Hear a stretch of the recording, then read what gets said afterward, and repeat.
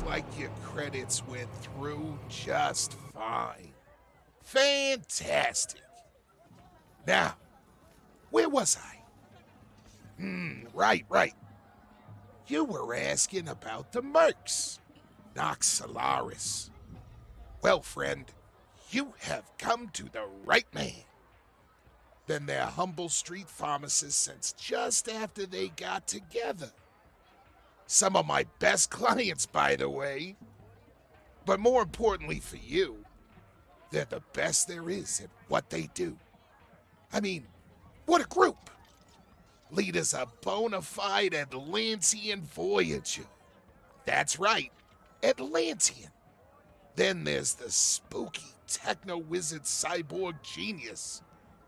Finally, a mystic smithy giant. 12 feet tall if he's an inch. Not to mention the mountain of a spirit bear he calls brother. Now, I can get word to him if you're looking to hire Mister. No problem there. Just let old Blitz give you 2 tiny tips for your health. First, don't get on their bad side. Make sure you have payment ready to go, and don't try to pull any bullshit, or you're worse than dead. And second, don't piss off that fucking bear.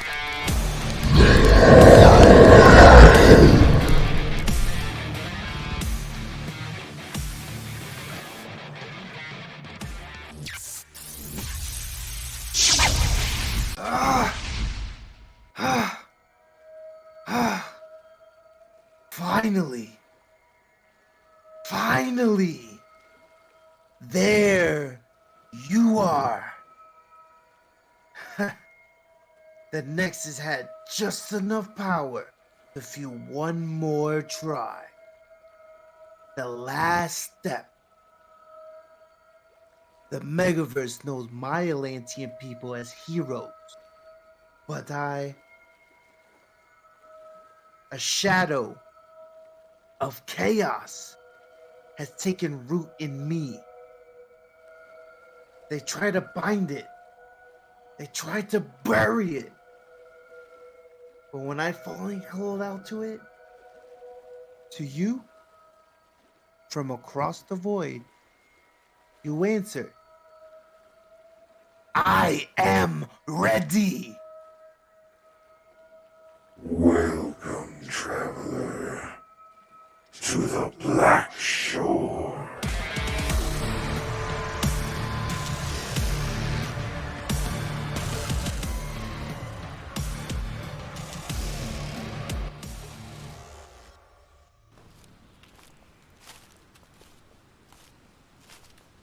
Your shame reaches a mother's heart, even beyond the veil, little brother. My sister saw and mocked her as the darkness closed in. She giggled and synthesized honey-sweet tones while leaning close to softly breathe her venom into my ear. And so, with judgment passed and tourniquets in place, my family commanded the automated surgical bots to neatly slice both arms and legs from my torso. The harsh lights overhead swam and dimmed before my eyes, as flesh and bone were replaced with cold, unfeeling metal to cripple my connection to the arcane. Now, my family lies far behind my path, and I follow a new teacher as she whispers from the darkness ahead. Her voice haunts me with promises of forbidden knowledge and wonders precious beyond compare. Each step brings me closer to my prize, closer to my revenge, closer to her.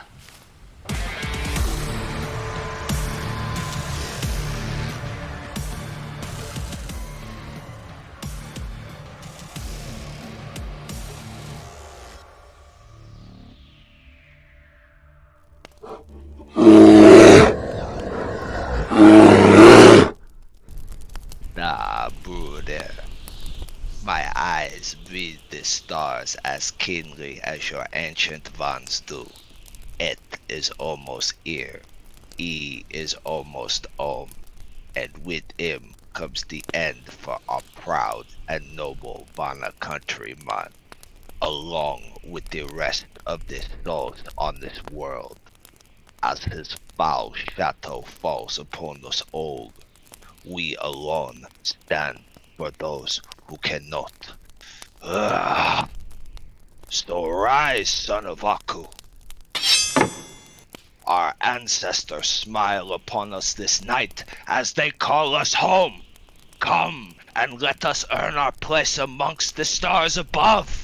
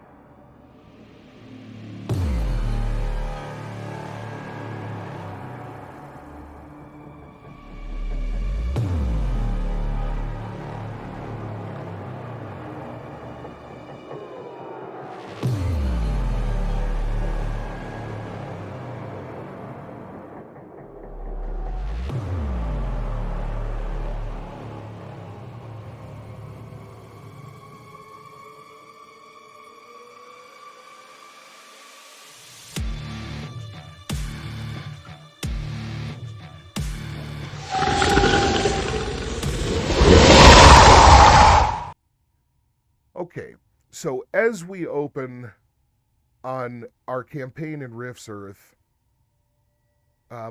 we find our heroes huddled together out in the middle of a wasteland, a setting that they have found themselves in after coming together after a brief conflict with a necromancer that had been troubling all three of them. We're going to have our players give descriptions, brief descriptions of their characters in just a second. As we begin, our characters are in a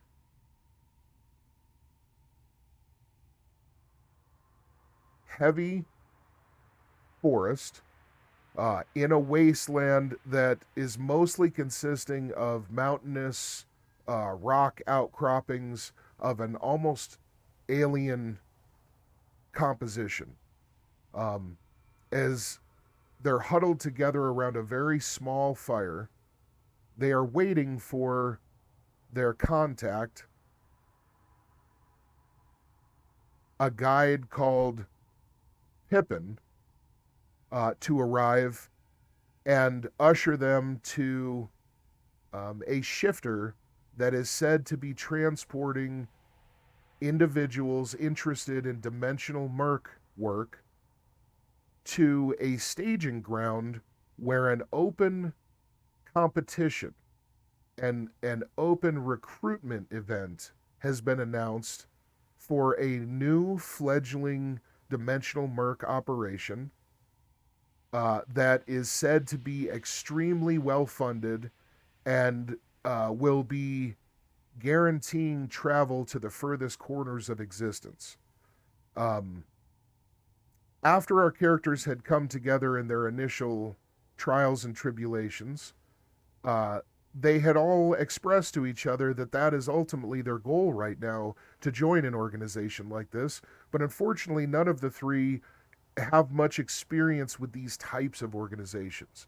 They each have their own specialties and obvious, deep, rich backstories, but when it comes to each of them, for one reason or another, none have ever actually fulfilled this role. Some may have traveled lightly dimensionally before.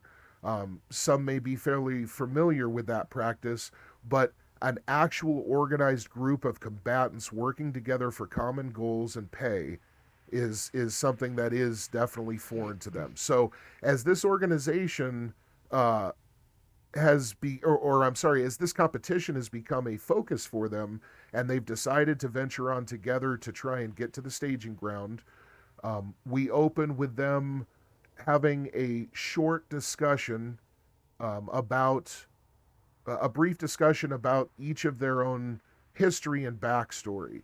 They've agreed that in this short amount of time, while they still have a few moments before their contact shows up, it would be appropriate for people to understand a little bit more about each other within the group to foster a sense of trust. Um, and with that, we open with our character, Ren Limgrave, played by Kilo. Kilo, why don't you give us a description of Ren in about 2 minutes or so? About 5'11" to 6 foot, thin, slender build, dark brown to black, short to medium length, shaggy hair, pale skin, wearing a rather form-fitted, fairly advanced-looking suit, almost like a wetsuit, with a bit more bells and whistles, obviously, and a little bit more style than just completely skin tight. With some loose-fitting cloth and a hood on the back. A slight nervous expression on his face, but also a slight, if you're perceptive enough, a bit like he's trying to hide it, trying to give himself a hardened look.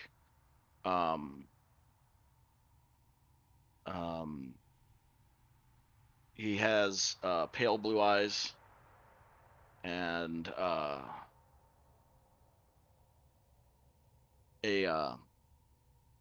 rather nasty burn on his left cheek. And that's about it. And how much of his backstory would you like people to know at this point? I think we can go through more of that as as the story unfolds. Sounds good. Yeah, I think it'll just come naturally. He's a techno wizard. He is a techno wizard class, yes. Who's already got a couple of weapons. Why don't you tell us about those? So over his shoulder, he has strapped a rather large rifle that looks like he has done some augments to himself. It has 6 total, 3 on either side, in a V almost shape, almost look like fuses, which have a bluish hue to them. And then across his lower back is a short single-edged sword, which is sheathed and just, it's a wakizashi, so it's not a very large sword, very short, compact.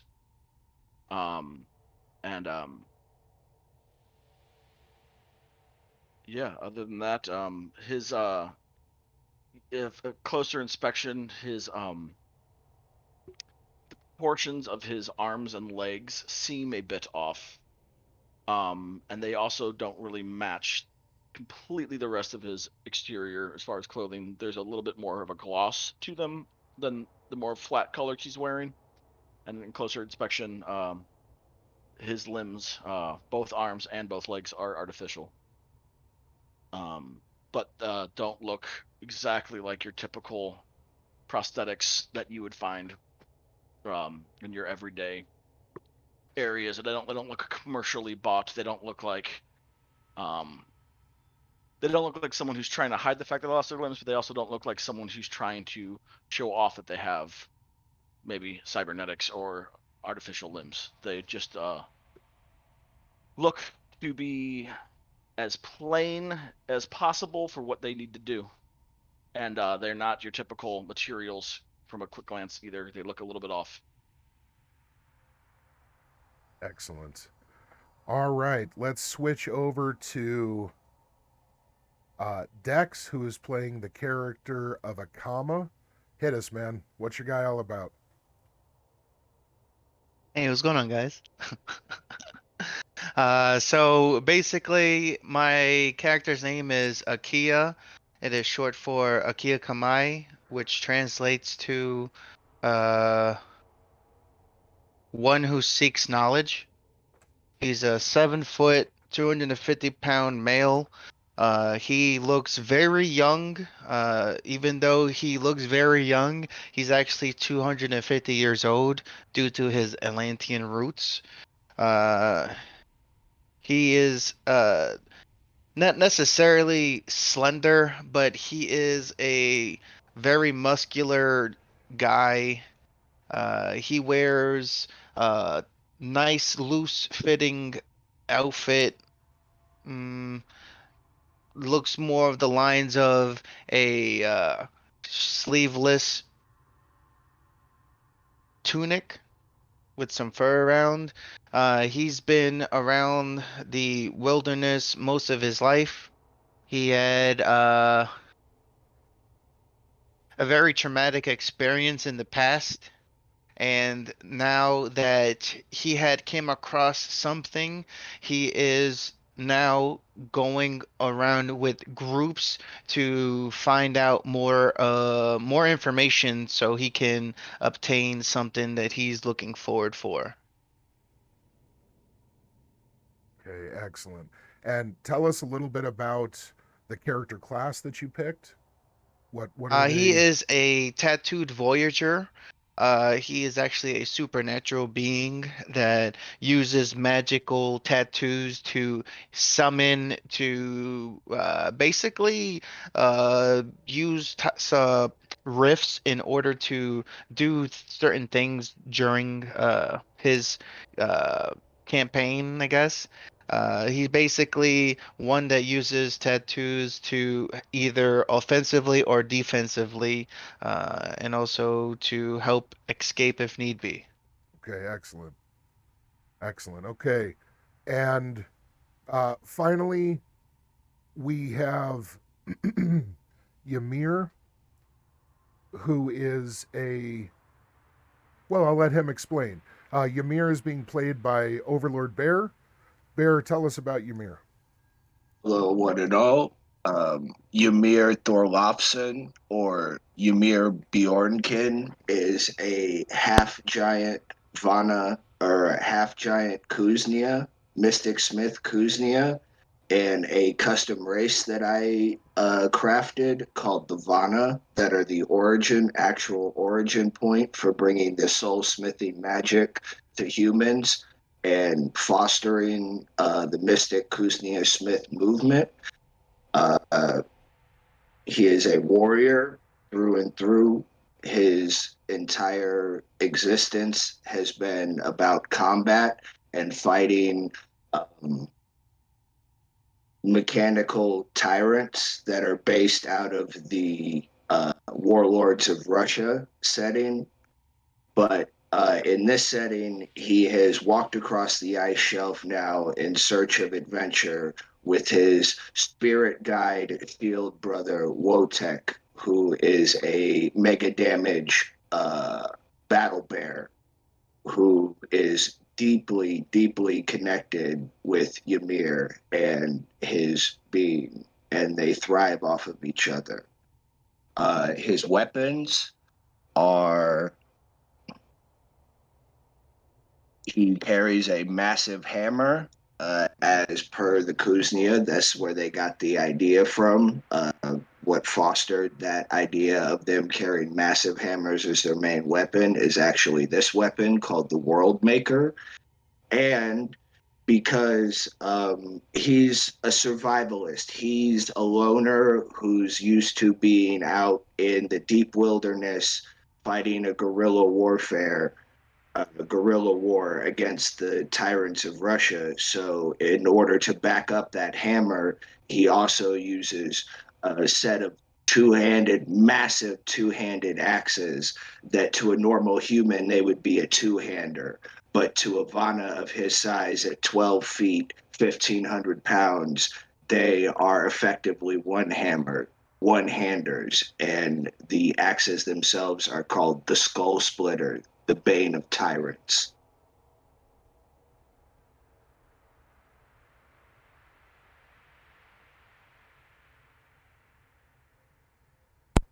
All right, guys. So there are our characters in a nutshell. I want to just give you guys a real quick idea from a GM's perspective of what their character classes are going to be like. Dex's Atlantean Tattooed Voyager is essentially a spec ops teleporter. And because of his tattoos, his normal mortal body has been infused with enough magic to make it something far tougher than flesh and bone. Dex is able to take tremendous damage and dish out punishment on scale with a lot of animes, cartoons, and comic book characters, simply with his physical form. Then he's able to empower himself quite a bit by activating his tattoos, which essentially work like spell magic bound to a piece of art on the body. These manifest different effects ranging from powers to summons to more traditional spell effects. All right. When we move over to Kilo's character Ren, Dex, I'm sorry, pronounce your character's name again. I think I had it wrong this whole time. It is a comma. It's a comma? Okay. Okay, so Kilo's character Ren is a kind of prototypical techno wizard class. This essentially is a machinist, mechanic, and wizard all rolled into one, who has focused their magical knowledge and proficiency into combining technology with magical effects. Usually this discipline lends itself to a kind of specialized path that their technology tends to take. And although they can work on any kind of concept their minds can dream up, they do tend to have a style or focus, if you will, that they will wind up kind of delving pretty heavily into. And this makes a lot of them a true specialist once they've leveled up a bit in a particular field of techno and magic combined items and weapons. So an example of that would be a techno wizard who really, really loved to fly and try and get he would try and get the most out of any kind of machine he built for that reason, who eventually built a suit maybe with a pair of wings on it, a jetpack, all kinds of little modifications that allowed him to essentially turn himself into a kind of magically empowered Iron Man kind of contraption. And that's how he chooses to enter combat and kind of make his name in the world. So essentially a techno wizard is a very multi-role kind of class that as it levels up really narrows down into its own really special kind of character class. And as we get to our last character, the Overlord Bear is playing Ymir, who is a half-giant Kuznia. The Kuznia is the real focus here, where the half-giant is more of his just a racial trait. Obviously, lots of physical benefits from his half-giant and other heritage, but when it comes to his actual profession and discipline that's defined him, the Mystic Kuznia is a character class traditionally found in Russia. The Russian environment is brutally hostile to any kind of life, and any inhabitants are by definition extremely hardy and resilient. It is also a very primal and primordial landscape full of a lot of spirits and godlike entities. And so mysticism and superstitious belief, religious belief, all of that is still very, very prevalent within the society. Um, so, what you find with the mystic Kuznia is a mystical blacksmith, for all intents and purposes, who is able to infuse their magic into their creations, their crafts, and they are very much venerated and revered by the local population for being able to assist in some things that may seem mundane to residents of cities and large population centers, but a kind and benevolent Kuznia who came through a town and replaced one or two of the plows used by the local livestock to till fields.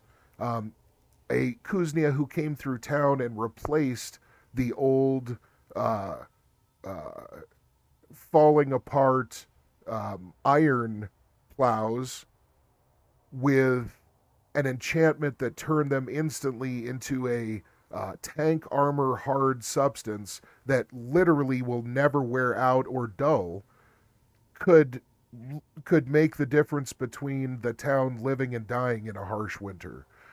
So they are venerated and loved by most of the population of their native territory, but in this environment, the Mystic Kuznia is much less known. So that reverence may be something that may have to be earned in this environment for him. Okay, we've got Yeah, everything sir, set I up. have one minor request. Yes, sir.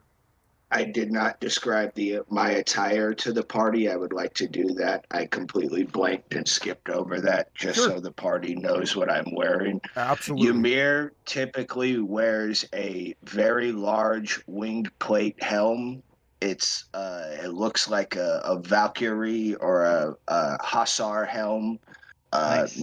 Very old Nordic style, bare chested because he's a mega damage creature being a Kuznia. So his muscles, even though he's got an exposed chest, it's a rippling mass given his size. It's a rippling mass of just fibers. His muscle fibers are as thick as VX cables. He wears a fur cloak, typically bear cloak, over his shoulders, um, concealing heavy metal shoulder pauldrons, along with lighter spiked enamel gauntlets and reinforced leather waistband with boots that all match, that are all presumably mega damage creature pieces from his previous encounters in his homeland. Pale Nice. white, pale white skin, absolutely ethereal, pale white skin, not human, ice white, almost like a dead man, bright blue eyes, and absolutely fiery red hair, dragon fire red hair. So he stands out, and his eyes and his disposition match him. You can see that when the party looks at him, he's a warrior. He's hard. He's a survivor.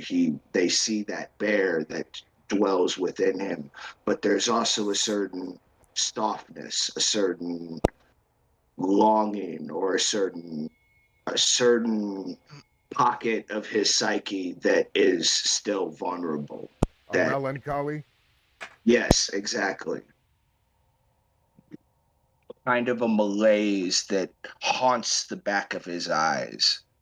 He's always about his business, and you can tell he's very protective of it, even to those he loves and trusts. But it's there, and it's clear, and that's based on what he's had to do previously in his past, which we can discover. Anyway, thank you. I just wanted to say that I completely fucking blanked on that, and I wanted to Hey, no do worries at it all. properly. Yeah, man, absolutely. Does anybody have anything else they want to share about their character before we get going? You're more than welcome to. My skin is very mocha in like color, Ooh, and I have getting me a little turned on there. semi pearlescent gray eyes. Okay,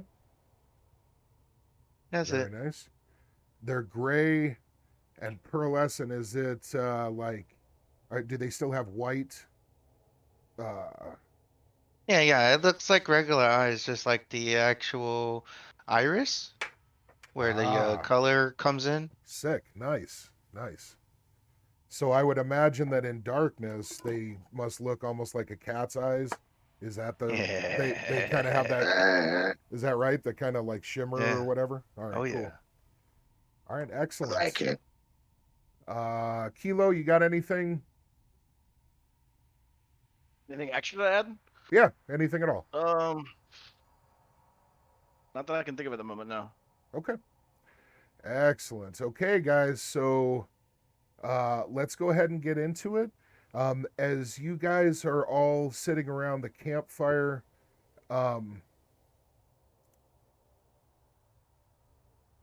Wotek comes up to you, Overlord Bear, and again, he is Bear's huge bear spirit companion that travels with him everywhere he goes.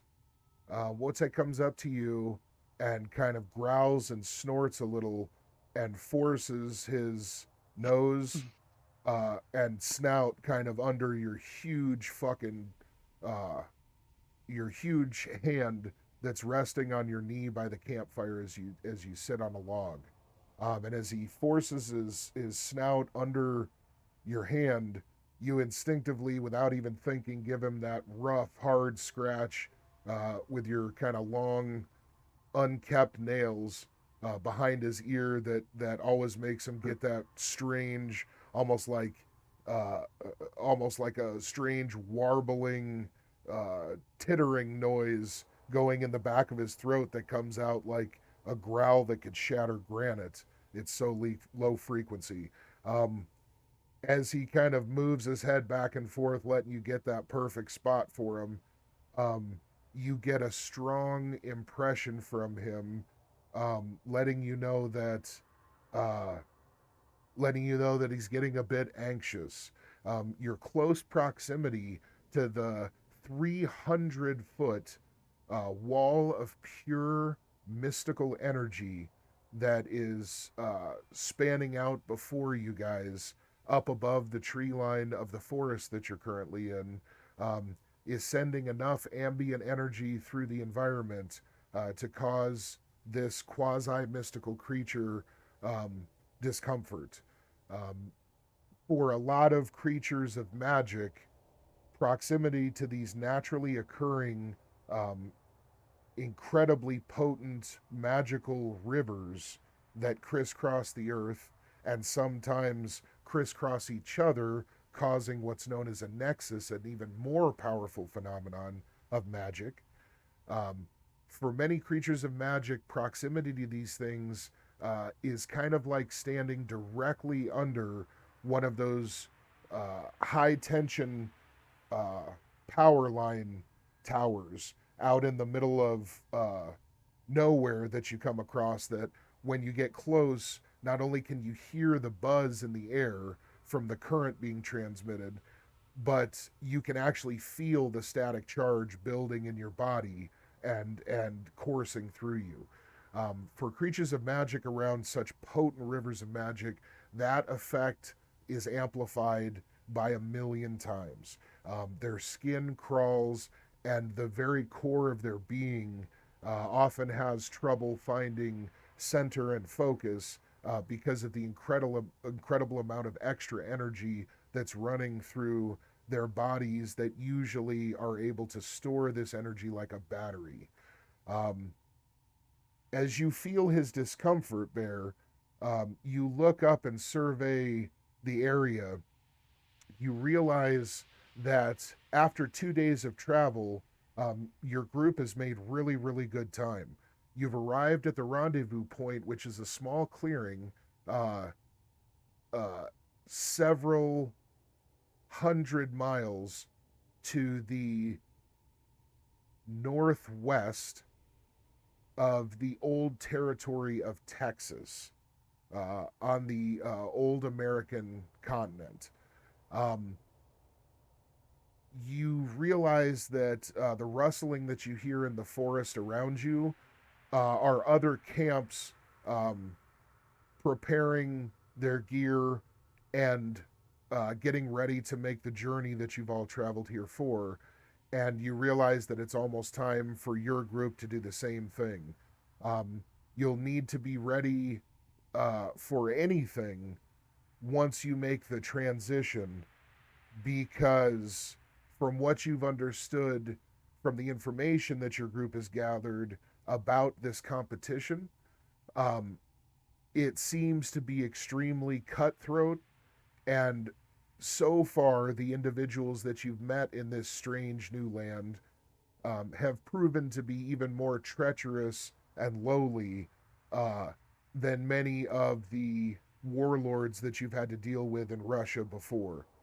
Um, you do enjoy many of the cultural differences that you've come to find among such a diverse population in this area.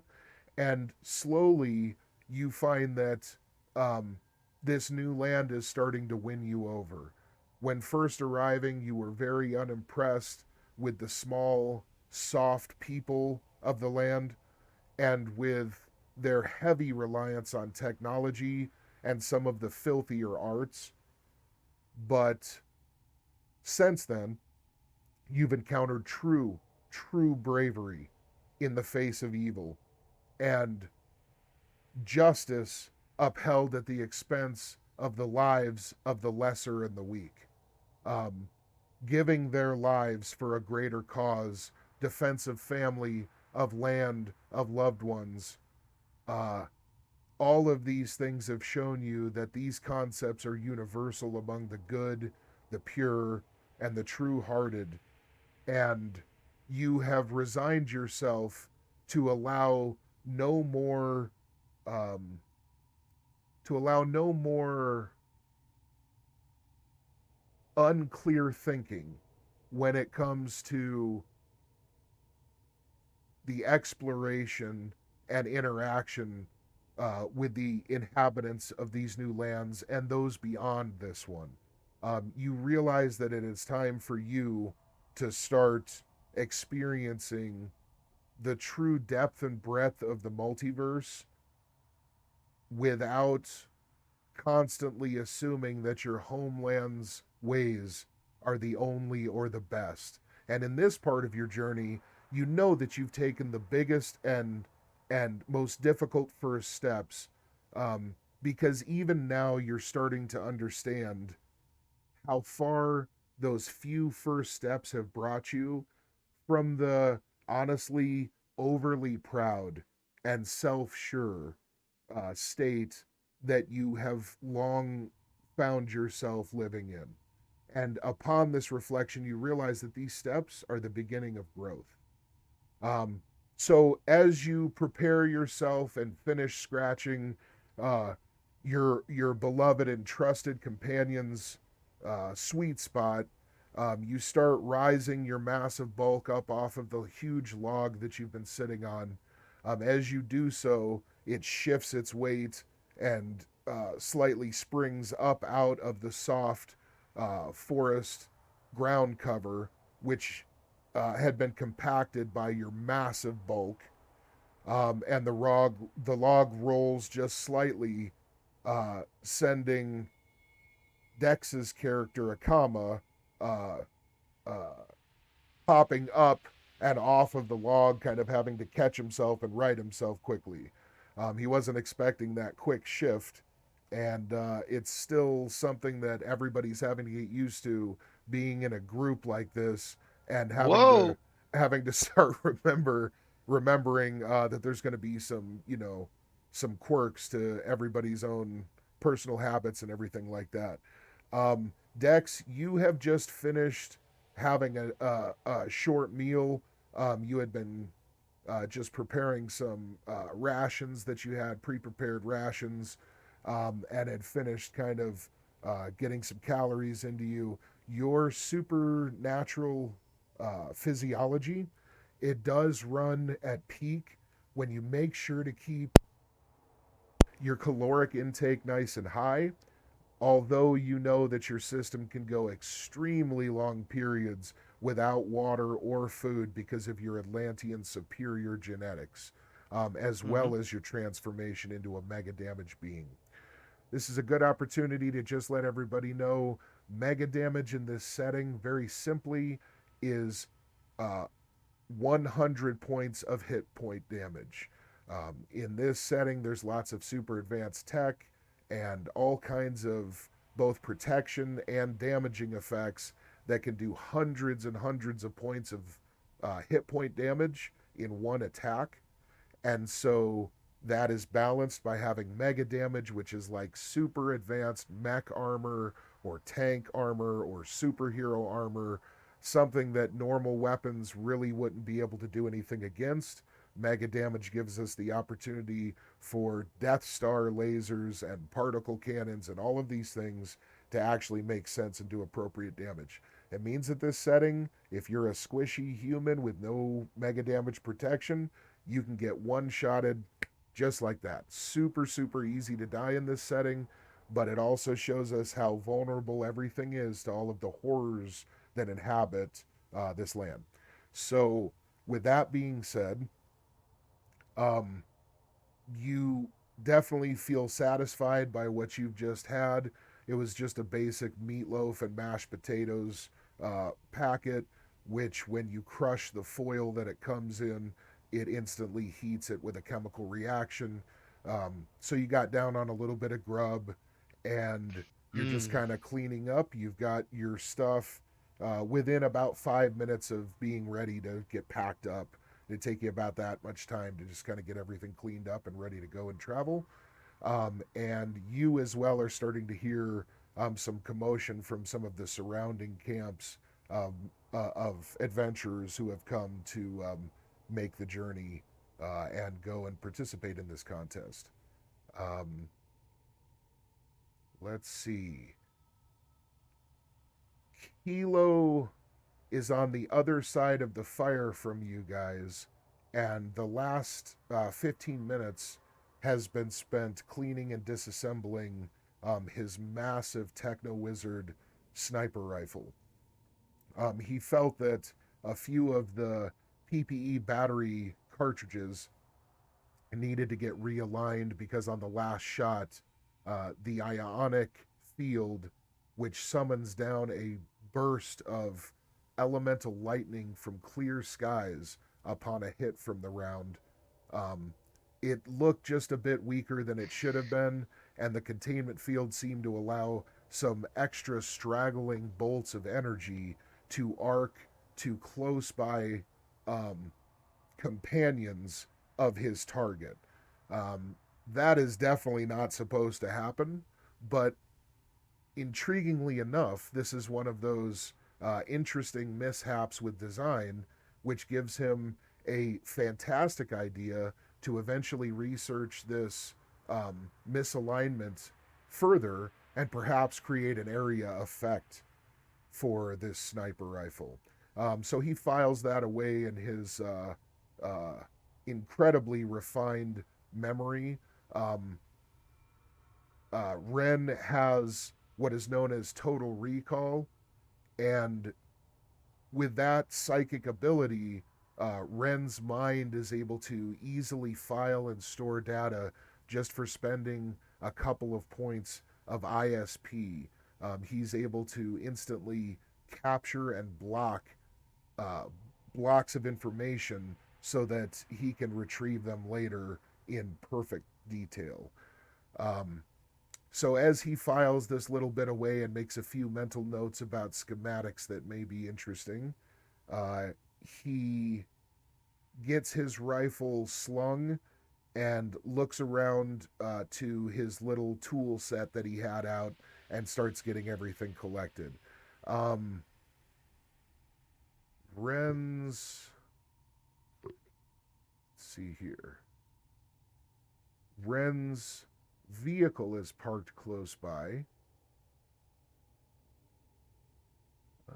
Let me see if I've got.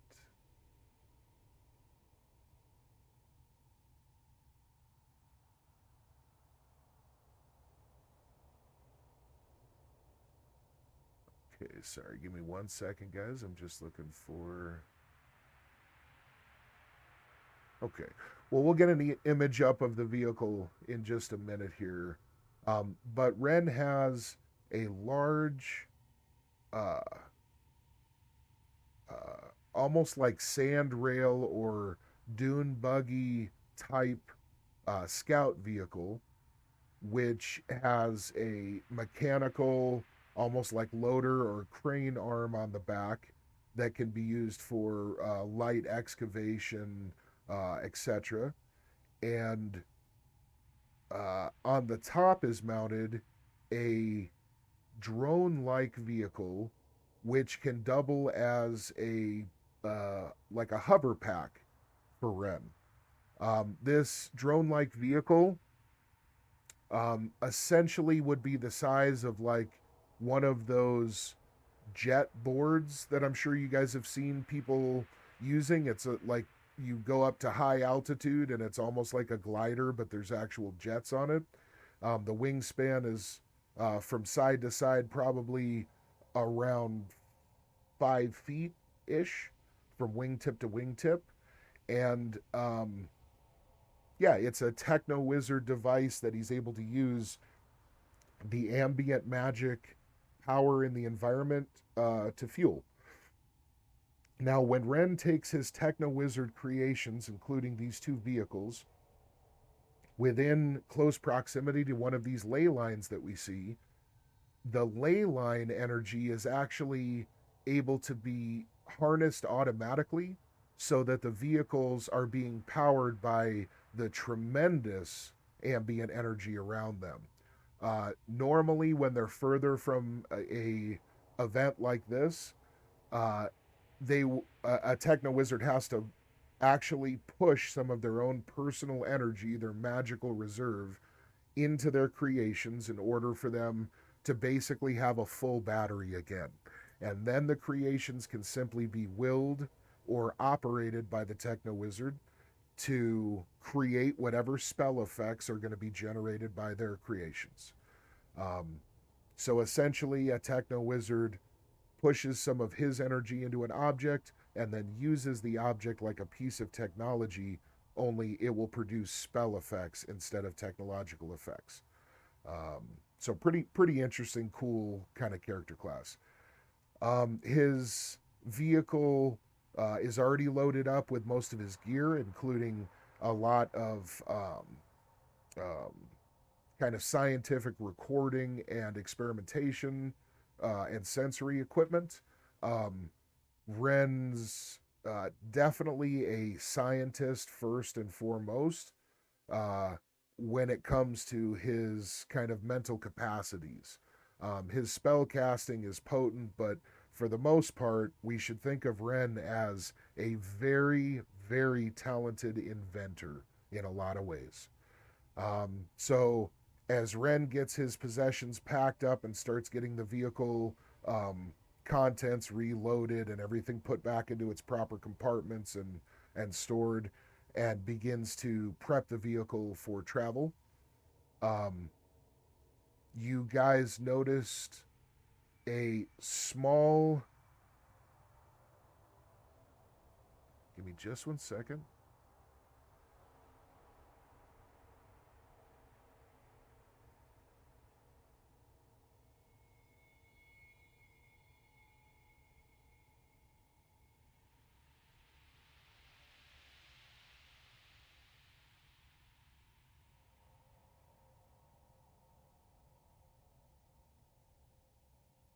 So far, I'm digging the beginning. Let's see.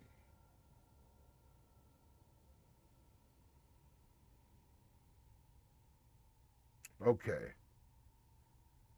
Oh yeah. As you guys are getting everything packed up, you see a light coming through the trees up ahead. Um, and slowly, as the light emerges from the tree line before you, you guys see this individual.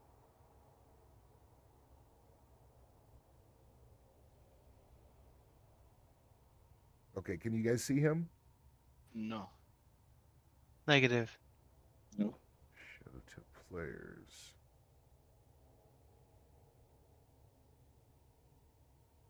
Let me see.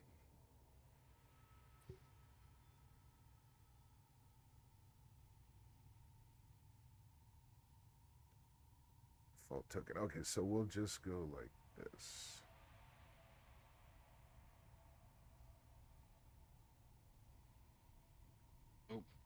That's pretty big. It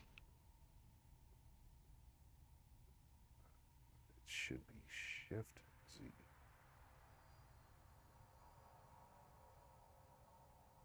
Oh. Okay, you guys can see that, right? Yes. Yes, sir. Perfect. So as the light comes through the tree line, you guys are able to see this individual slowly walking forward with a thin, wispy trail of cigarette smoke or some kind of smoke trailing from what he has in his mouth leading off behind him.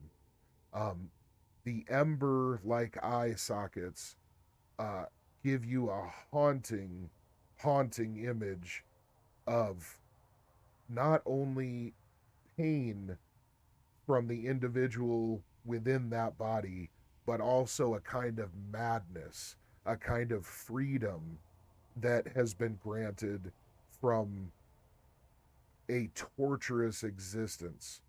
Because as this individual approaches, you guys are able to actually hear a sizzling of his flesh from being burned from within constantly, as well as you're picking up, each of you, an incredibly potent aroma of burned flesh, burned human flesh.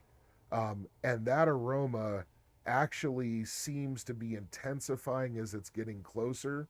So you would guess that this individual's body somehow is literally in a constant state of being burned from the inside out.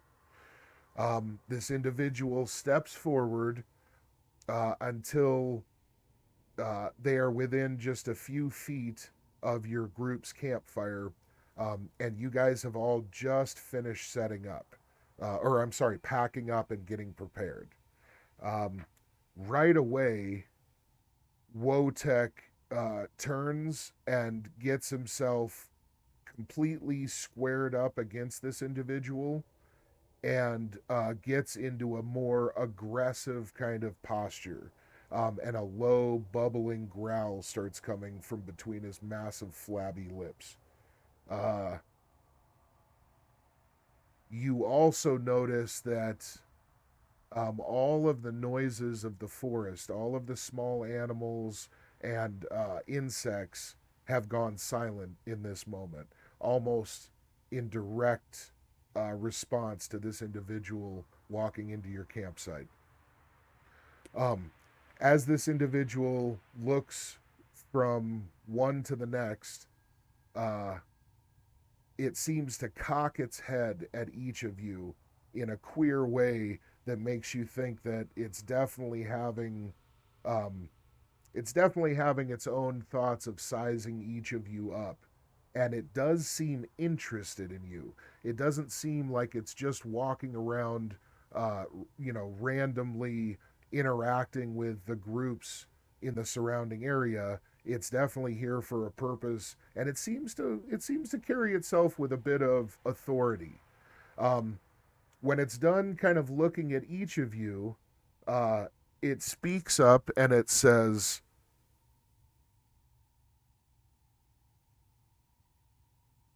"If you are all ready to go, it is time for us to leave for the competition."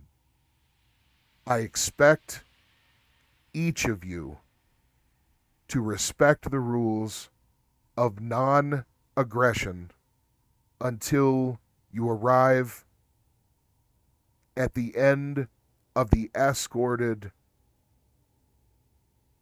water voyage that will lead each of you to the new land and give you a place to begin. Okay, at this, I presume you're Pippin, eh? the creature just seems to smile, and you hear the kind of flame bubble up from inside of it. You see the light within it actually get much brighter, and it almost seems like it starts jerking and twitching just minutely against its own will. It seems almost like a different personality, as it says,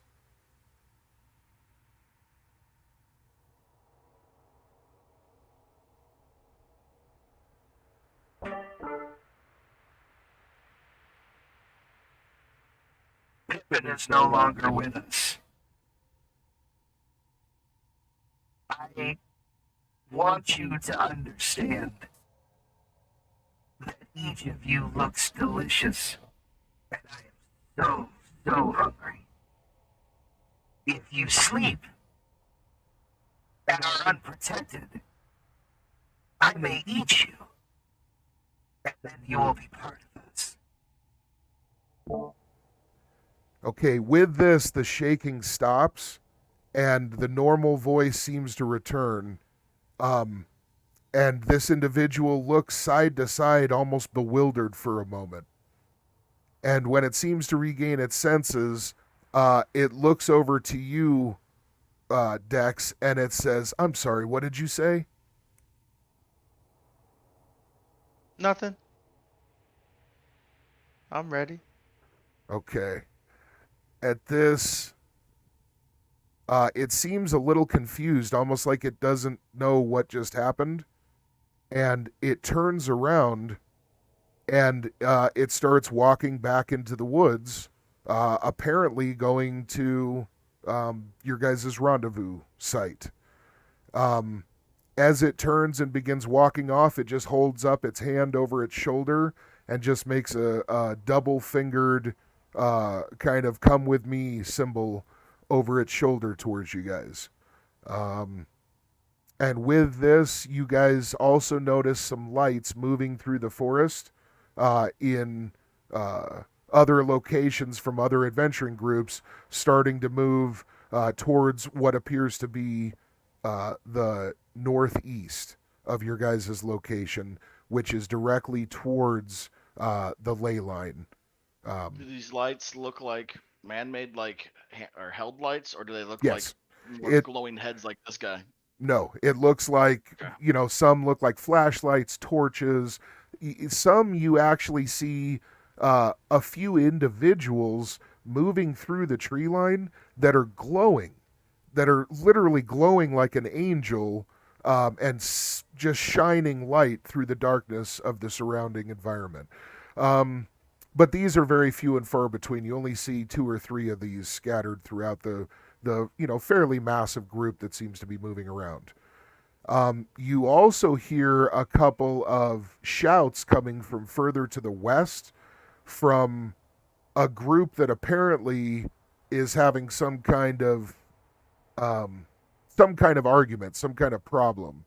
And as soon as these noises start breaking out, you see that your guide seems to speed up and starts moving very quickly through the tree line towards whatever the disturbance is.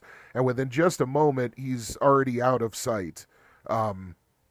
But you guys are on what is essentially a fairly clear footpath that is easily wide enough for your off-road vehicle, Kilo, to be able to navigate no problem at all. You assume that you guys are supposed to just continue on the path and continue kind of following the rest of the group to the rendezvous. What would you each like to be doing?